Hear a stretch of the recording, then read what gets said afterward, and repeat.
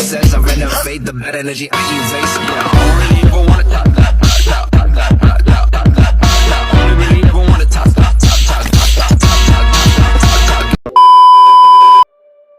Pada video pembelajaran kali ini, kelompok kami akan menampilkan hasil wawancara UMKM UD Anugerah Cipta Nusantara yang merupakan salah satu penugasan dari mata kuliah akuntansi keuangan lanjutan 1 dengan dosen pengampu Bapak Rizky Syaputra SCMSI, CPA, CBV, CRE, CRP.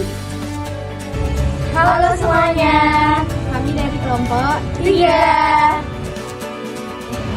Halo semuanya, perkenalkan nama saya Syafina Ayu Ramadhani dengan NIM 2005082050.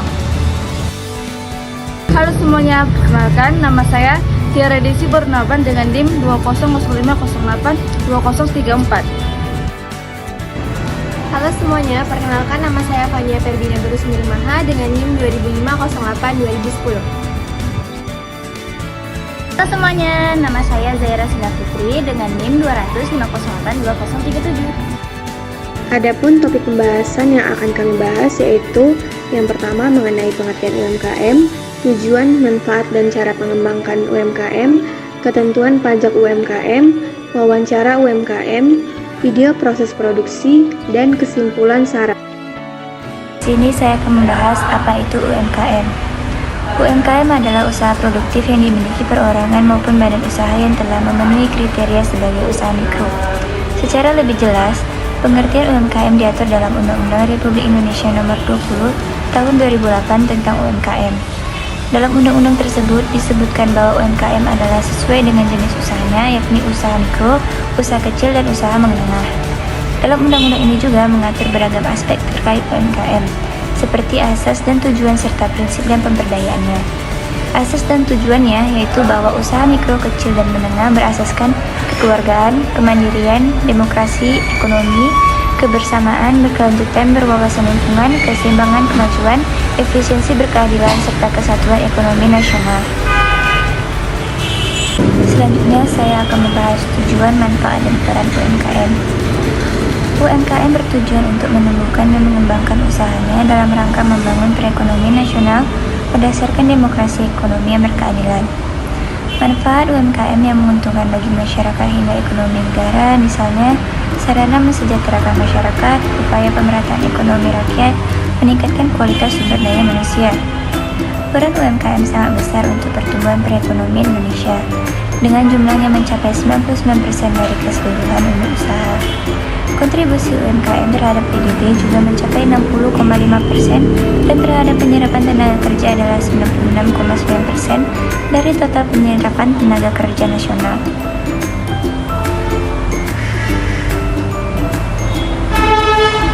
Selanjutnya, di sini saya akan membahas ciri-ciri UMKM. Adapun beberapa ciri-ciri UMKM adalah sebagai berikut. Yang pertama, jenis barang atau komoditi yang dijual dapat berganti atau berubah sewaktu-waktu, tidak bersifat tetap. Yang kedua, tempat usaha dapat berpindah-pindah apabila diperlukan.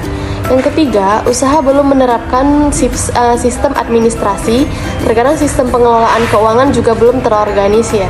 Yang keempat, umumnya belum memiliki surat izin usaha atau legalitas termasuk NPWP. Kemudian, cara mengembangkan UMKM yang pertama yaitu meningkatkan kualitas dalam pelayanan. Kemudian yang kedua, mulai beralih ke media sosial untuk melakukan promosi produk. Yang ketiga, sering melakukan survei atau analisis terhadap perkembangan produk. Yang keempat, mengikuti acara-acara bazar atau pekan raya untuk mengenalkan produk kepada masyarakat. Selanjutnya kita akan membahas mengenai pajak UMKM. Jadi, pajak UMKM yang berlaku tahun 2022 ini adalah tidak dikenakan pajak untuk UMKM dengan omset di bawah 500 juta. Ketentuan pajak ini berlaku per tanggal 1 Januari 2022. Perhitungan pajak sudah dapat menjadi momok, terlebih dengan adanya perubahan atau pergantian undang-undangan di Indonesia.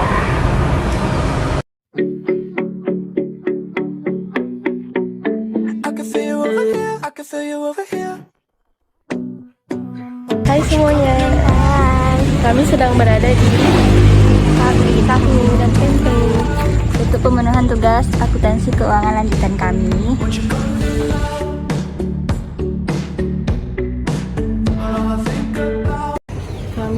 kelompok 3 sedang berada di UMKM Pabrik Tahu dan Tempe. Perkenalkan, nama saya Syafina Ayu Ramadhani. Nama saya Zaira Sina Putri. Dan di sebelah saya dengan siapa Bu? Bu Lilis.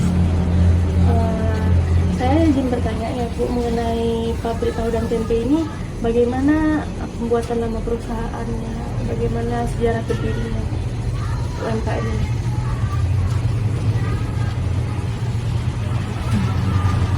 Cuma berdirinya ya udah lama sih. Sudah udah lama gitu. Udah sekitar 20 tahun. Kalau namanya Tahu Sumedang. Pabrik Tahu Sumedang. Awalnya tujuan didirikannya tuh apa Ibu UMKM? Sebenarnya ya buat apa? Kalau misalkan proses pembuatan itu dari awal sampai akhir itu gimana? Ya di kacangnya dari kacang kedelai. Kacangnya direndam dulu. Habis itu ya dikirim. Mengenai pemasarannya Bu, jangkauan pemasarannya itu kemana aja? Pajak lah. Sebagian orang keliling diberi sampah, tapi sebenarnya dipajak. Ada jual tahu dan tempenya Bu, kan ada yang banyak tahunya itu kan, itu berapa Bu? Tempenya juga Harganya ya tergantung besar kecil. Ini kalau yang ukuran kecil berapa? Kalau yang besar Kalau ada yang 1.000, ada yang 2.000, ada yang 3.000, ada yang 4.000. berarti dia ada macam-macam ukurannya. Iya. Kalau tahu baru ukuran, satu batang 1.500. penjualannya itu per hari berapa Bu? Berapa banyak tahu tempe? Ya, jual dengan pesanan lah. Kira-kira omsetnya itu berapa Bu? Per hari atau per bulan gitu? Omsetnya sih sekarang karena kacang agak tinggi ya, mahal. Ya, sekarang ya istilahnya ya asal bisa berputar lah. Ya, karena kan posisi kan sekarang kacang mahal. Pendapatannya gitu Bu, nggak ada per bulannya berapa gitu? Kira-kira aja Bu. Ya, sekitar 20 juta per hari atau per bulan? Per bulan. Ini pabriknya Bu buka tiap hari? Kalau mengenai transportasinya Bu, ada yang diantar atau dijemput gitu? Sebagian ada yang datang, sebagian ada yang diantar. Sekarang kami akan melanjutkan wawancara UMKM dengan saya Fania Ferdina Durus dari Maha. Dengan saya Tia Desi Borna Babang. Di sini kami ingin menanyakan tentang bahan baku dan persediaan tahu sama tempe. Bahan bakunya apa aja? Kacang kedelai. Kacang kedelai. Maksudnya bahannya gitu. Iya. Setem, ember-ember lah. Terus ragi tempe. Itu aja. tahunya juga bahan baku. Negara juga tahunya. Enggak, ragi enggak. Kalau tempe pakai.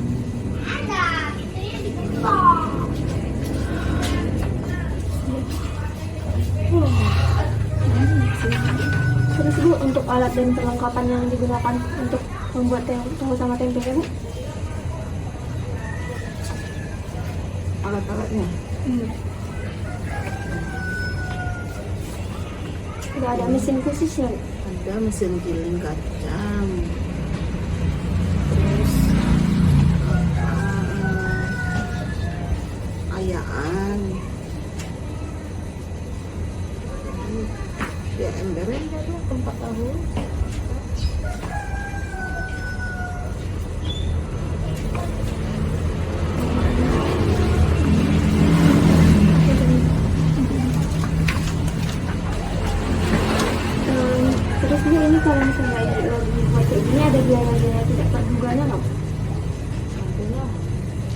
Contohnya tiba-tiba gambarnya pecah, ya kan? Tiba-tiba mesin rusak.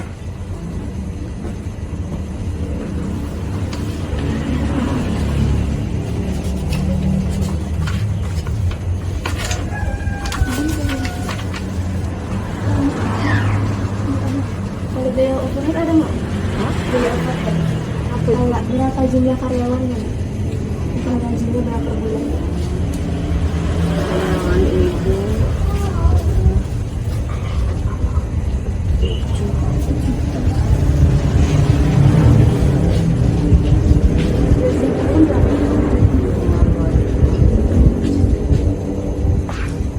Itu udah buat tahu sama tempe sama orang 7 orang.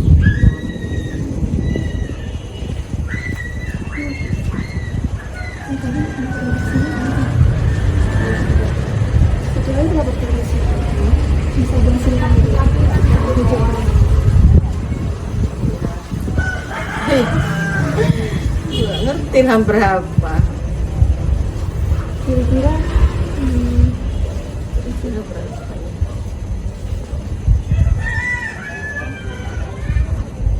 Juta lah.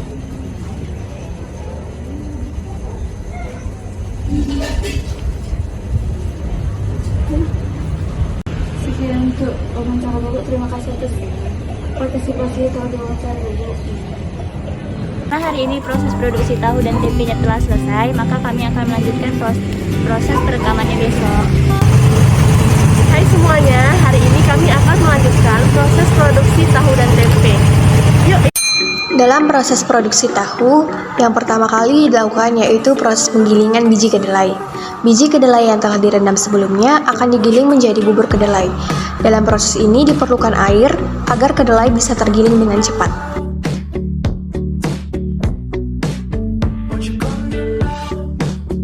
Selanjutnya yaitu proses pengukusan. Bubur kedelai hasil penggilingan kemudian akan dimasukkan ke dalam bak masak dengan penambahan air lagi sehingga bubur kedelai menjadi encer. Proses pengukusan dilakukan selama 1 jam menggunakan steamer yang uapnya berasal dari kayu yang dibakar.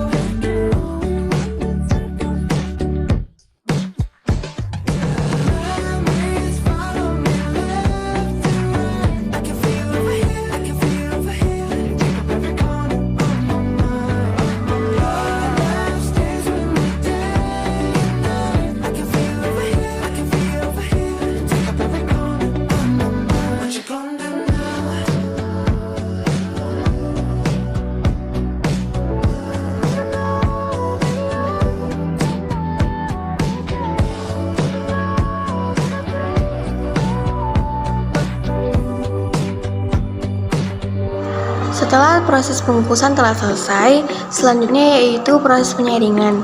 Bubur kedelai yang telah dimasak kemudian disaring untuk mendapatkan sari kedelai. Penyaringan ini dilakukan dengan meletakkan bubur kedelai di atas kain belacu atau mori kasar ataupun kain sifon yang sengaja dipasang di atas bak penampung.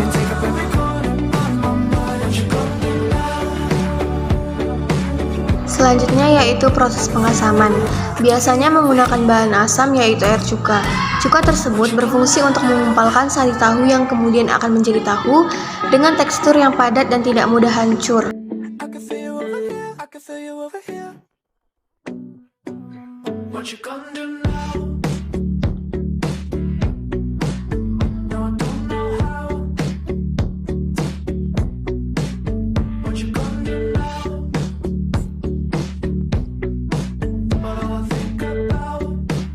Setelah air cuka telah tercampur dengan air kukusan, maka selanjutnya yaitu dilakukan pengurangan air yang ada di dalam bak masak dan akan menyisakan sari kedelainya saja untuk dilakukan pencetakan tahu.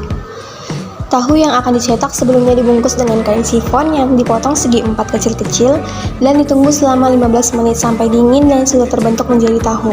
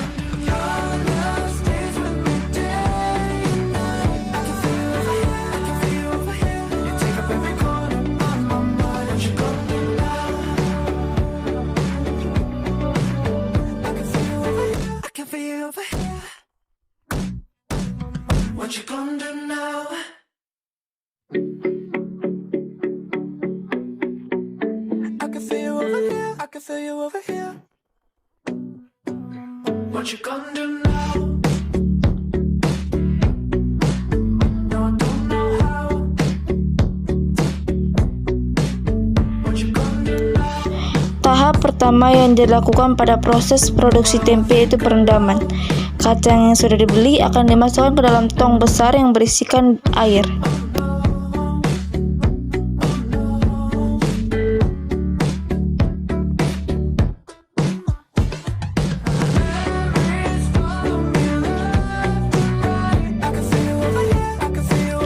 Tahap selanjutnya ialah pencucian. Kacang kedelai yang telah direndam akan dicuci hingga bersih.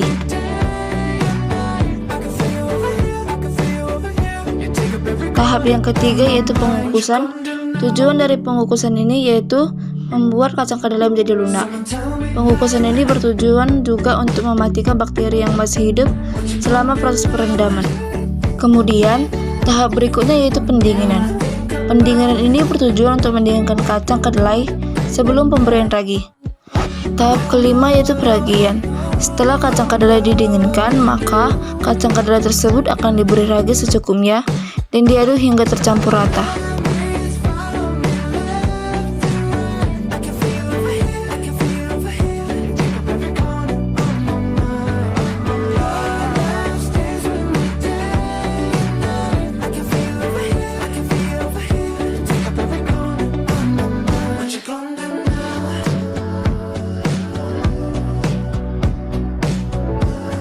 Tahap terakhir yaitu pengemasan.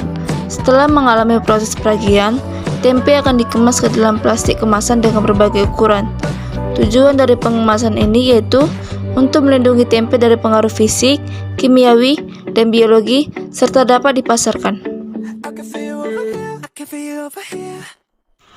Kesimpulan dan saran. Kesimpulannya, Ibu Lilis merupakan menantu dari pemilik usaha pabrik tahu dan tempe yang berlokasi di Jalan Flamboyan Raya, Gang Perbatasan nomor 6, Kelurahan Tanjung Selamat, Kecamatan Medan Tuntungan. Daerah pemasaran usaha tahu dan tempe ini ialah Pajak. Pabrik ini sudah berdiri selama 20 tahun. Usaha ini mengelola pembelian bahan baku dan mengolahnya dengan baik, sehingga tidak memiliki hutang dalam mengolah usahanya, karena menghasilkan laba yang mencukupi. Sarannya, sebaiknya dalam proses produksi tahu maupun tempe, Karyawan yang bekerja memakai masker dan sarung tangan dalam proses produksinya, agar tahu dan tempe yang dihasilkan lebih terjaga kebersihannya.